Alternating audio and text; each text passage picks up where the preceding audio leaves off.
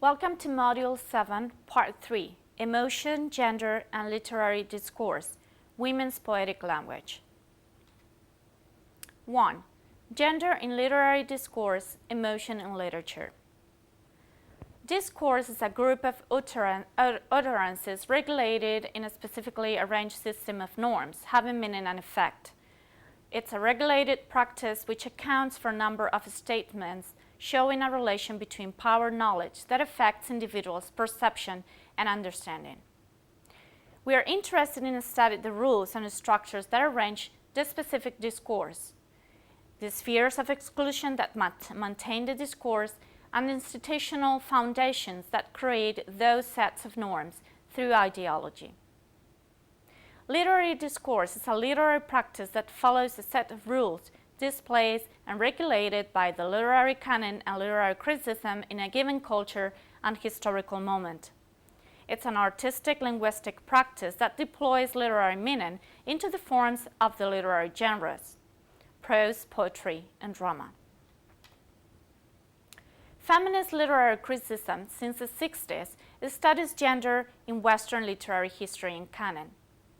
Literary discourse in the English tradition has been regulated by men. Male writers and critics have, until recently, been prominent as writers and critics.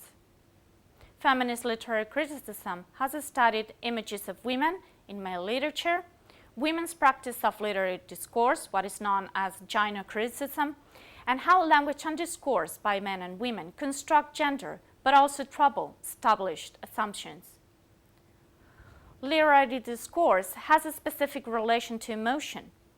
It evokes, represents, transmits, expresses, and communicates emotion. Therefore, it is able to create, regulate, and transform emotional processes in the reader and listener. Poetry is the genre that may contain more emotional expressivity and that focuses on the work of linguistic strategies to achieve emotional expression and create emotion. Emotion in literature is involved in the practice of the writer, in the intellectual that interprets, and in the reader that enjoys it. Romantic expression theory suggests that literature expresses the author's emotions in order to liberate them and give them meaning through clarity and intelligibility. A post-expressive aesthetic theory suggests that expression in art and literature does not originate in the author's emotions, but in the aesthetic and formal elements of the work itself. Affective expression in literature can focus on different aspects. It patterns and organizes appraises and perceptions, constructed narrative and stories, as affective memory does in the narrative genre. It can highlight the relation between body response, cognitive reflection, and symbol, as in poetry. The encoding and decoding of literary discourse relies on the cognitive ingredient of the emotional process. Language, as the artistic medium of literature, takes emotion into the symbolic level, which permits syntactic and semantic processing about evaluation, choice, and action. We can conclude that literature is a highly cognitive and emotional experience. It focuses on the key functions of language in the generation of emotions at a symbolic level. The literary work as emotional stimulus provokes emotions in the reader. It generates affective states and moods, influencing interpretation. I quote, "Affective states affect how people think about things, how they organize and use information, and what information they pay attention to, store, and retrieve from memory." Emotion discourse in literature rehearses the position between the self, others, and the world, ethically evaluating situations, agentically and assertively reflecting on our stance position towards the situation and our self-worth, and intersubjectively the social relations between self and others. Appraisal theory in linguistics that studies discursive resources to position oneself interpersonally and emotionally through evaluation, attitude, and effect can be applied to emotion discourse in literature. Literature exposes and reflects on the complex human emotional system. because language, and I quote, has brought humans out of the environmental conditions under which our emotional system evolved. We should regard literature as a space where to reassess and transform emotional regulation in individuals through discourse because, I quote, how we talk about emotions has a major influence on how we experience emotion. 2. Women, gender emotion stereotypes, and the poetic genre. Research in the psychology of emotion shows that the lack of a specific emotional situational regulations, as in instrumental needs in professions or social events, results in the highlighting and reliance on gender emotion stereotypes. The history of literary discourse in the English tradition shows that gender emotion stereotypes are applied to women since they have had until recently no authority or assertive position within this linguistic cultural discourse. Discourses need exclusion to generate its regulations. Women's excluded place within literary discourse is more emphasized in the poetic genre, as opposed to narrative and the writing of novels. Feminist literary criticism and women's literary practice step into discourse from the mid-20th century on, generating new specific gender emotion linguistic relations within literary discourse, modifying previous assumptions, practices, and ideologies in literature in relation to gender. Women's access to poetic discourse. There is a gender structure access to genres as a speech linguistic regulated activities. There is a more rigid gender accessibility to poetic discourse, and the reasons argued by feminist literary critics are the following. Virginia Woolf, for example, suggests that women have been generally positioned as other in male poetic discourse, as the muse. Therefore, it's more difficult for them to become the writer of the discourse. They have had a restricted access to classic education and high language. Also, poetry needs no interruptions because it's an intense moment of consciousness and attention in women's lives with domestic work prevents these intense moments of consciousness and attention. Gilbert and Goober suggest that the higher access by women to narrative discourse relate to women's skills and manners and morals. They have had also restricted access to the high status role of the poet as visionary and mankind speaker. Also, as they suggest, the lyric poem is the utterance of a strong and assertive I. Cora Kaplan suggests that women's access to high language as a public political and literary discourse has been denied because public speech is a male privilege and women's speech has a private nature as an extension of domestic discourse. As she suggests, a very high proportion of women's poems are about the right to speak and write. Also, she suggests that poetry is a privileged meta-language in Western patriarchal culture, a language about language, at the core of the symbolic power of discourse, dominated by ideology. Gender emotion stereotypes and women's writing within the poetic genre. Theodore Rothke in Gilbert and Goober suggests that women's poetry focus on interpersonal minor emotions, the personal, the domestic, lacking intellect and assertion, based on the ordinary and everyday reality, lacking universality and abstraction, that it uses intimate and private language to focus on the bodily human, lacking spirituality and transcendence. This has a relation to gender emotion stereotypes in women. Other related emotions, emotionality and expressivity of emotion, and no cognitive regulations to control emotions in order to use reason or intellect. 3. Women's poetic discourse, language and the emotional process. In a linguistic test is interpreted as part of an ongoing discourse which affects expectations and how we react emotionally to the text. How an utterance is interpreted does not depend solely on the linguistic forms used, but on the interpreter's view of the utterer. For example, Emily Bronte's fiction, was considered as lacking force and being too sentimental. However, using her male pseudonym, it was considered powerful and authoritative. The concept of woman poet isn't itself conflictive. The very nature of lyric poetry as established in male tradition is inherently incompatible with the essence of femaleness, assigned by patriarchal culture. I quote from Gilbert and Goober. The lyric poet must be continually aware of herself from the inside as a subject, a speaker. She must be assertive, authoritative, radiant with powerful feelings, while at the same time absorbed in her own consciousness, and hence, by definition, profoundly and womanly. End of quote. Poetry versus femaleness. Women's emotional double bind in poetic discourse.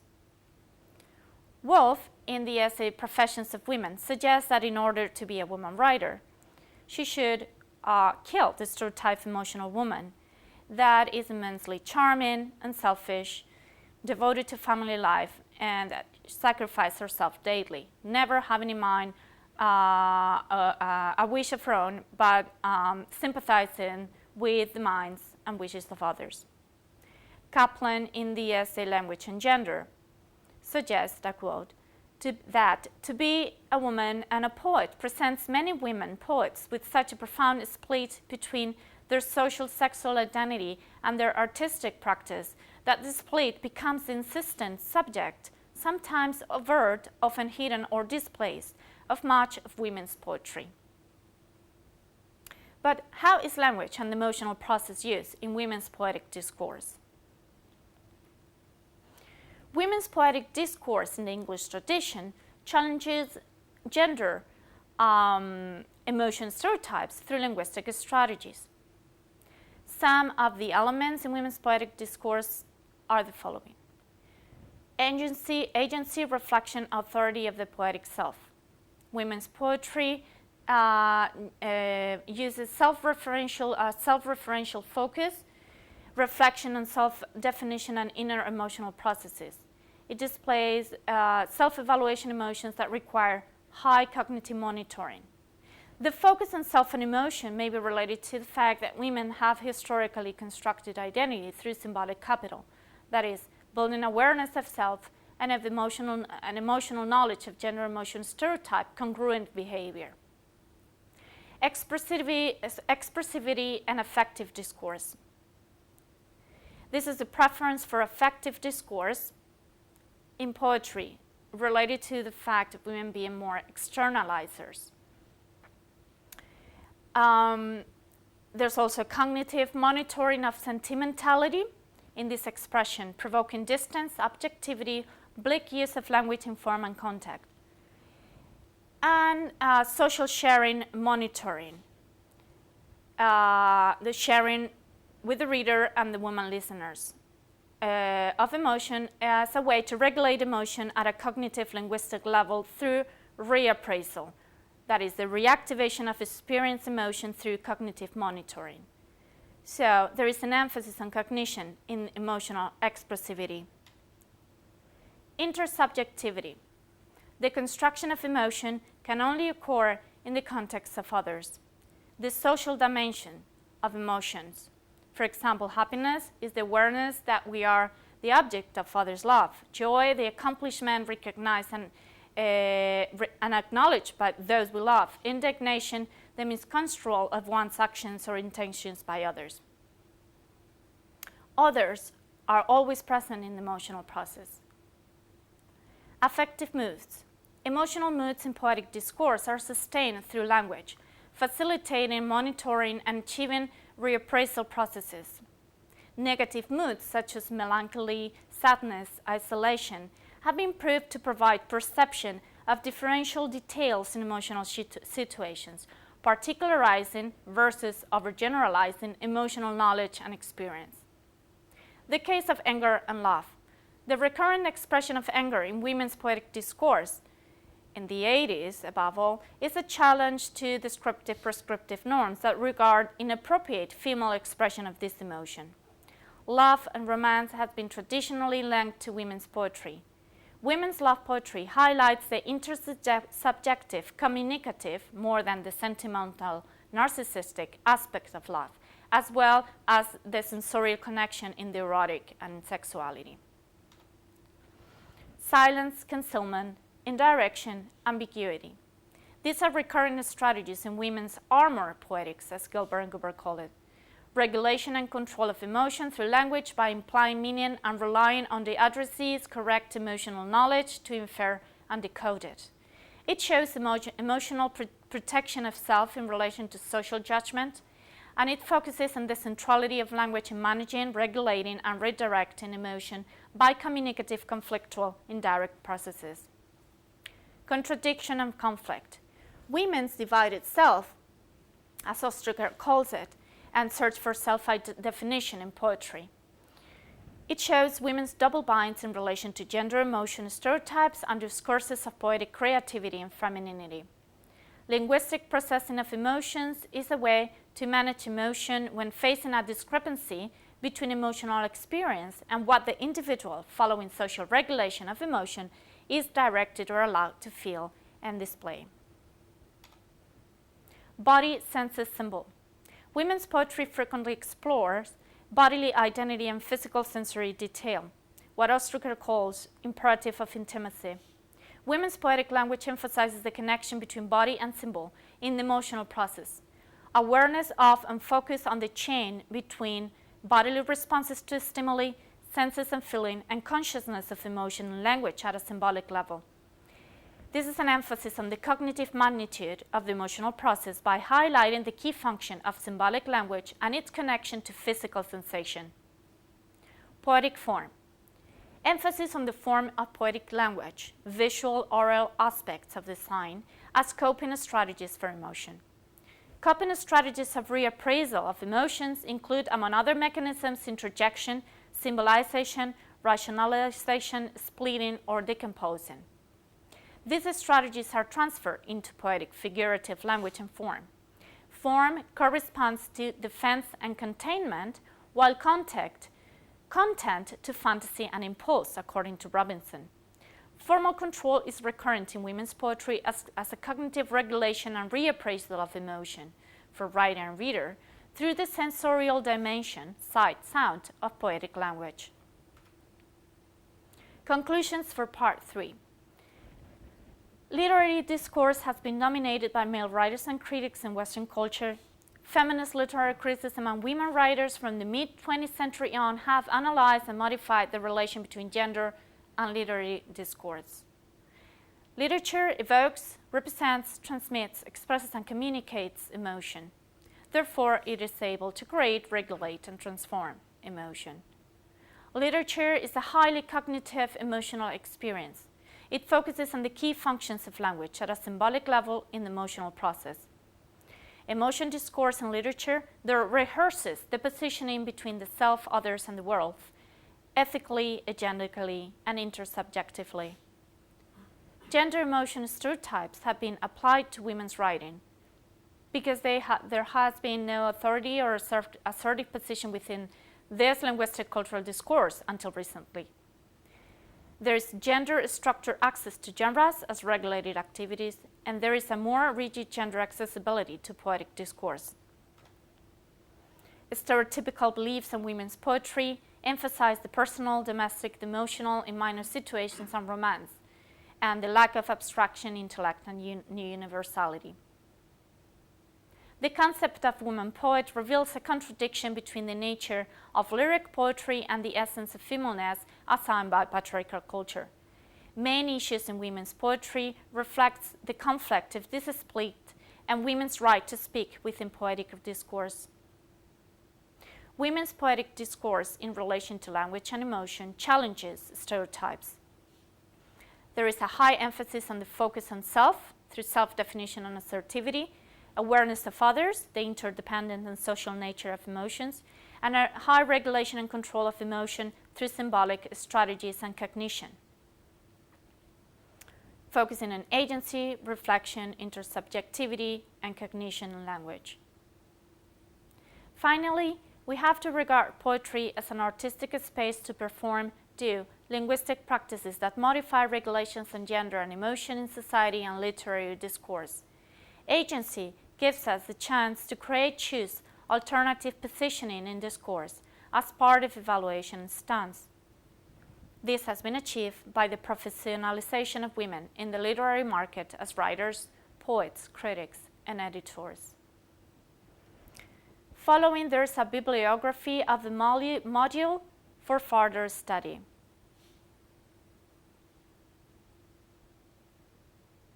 Thank you.